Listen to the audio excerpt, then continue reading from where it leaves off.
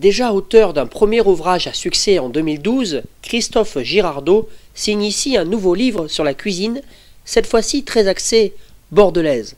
Des recettes et produits d'ici essentiellement, revisités comme il sait si bien le faire et l'écrire.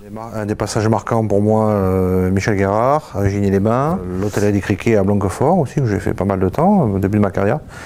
Et puis un marquant pour moi aussi, c'est le dernier, en l'occurrence, la table de Montesquieu à La Brède.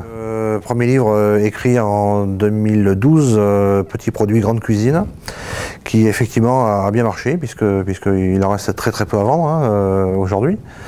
Un ouvrage comme ceci, ça représente à peu près, entre les photos, puisqu'il faut savoir que les photos c'est très très long à caler, les lumières. En général, une fois que la lumière est calée, le plat est fané, donc il faut le refaire, donc c'est très très long. On va dire que dans une journée, on arrive à faire 4 à 5 photos. 50 photos, donc déjà on fait le compte, plus les ratés et les photos que l'on a à refaire, voilà ça. L'écriture en plus de tout ça, qui prend aussi beaucoup de temps, on va dire qu'un livre c'est minimum 3 mois de travail, quoi.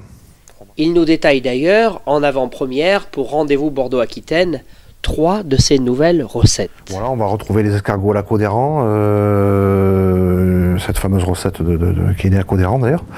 On va retrouver la galette bordelaise, la fameuse galette bordelaise que l'on mange à l'épiphanie. Une fois que la recette de la galette est faite, on coupe une tranche et là, je donne une recette de pain perdu caramélisé avec de la frangipane.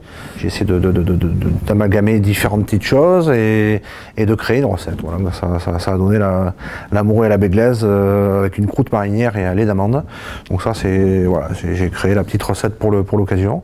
Et Frédéric Lafont, un des 4 chefs bordelais invités, le fait gentiment à son tour. Moi j'ai réalisé donc un foie gras mi-cuit à la betterave et anguille fumée.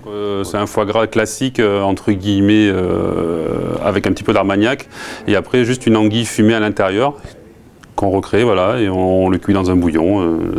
Voilà, c'est classique mais avec des produits un petit peu dérivés. Sûrement encore un futur best-seller aux éditions Sud-Ouest.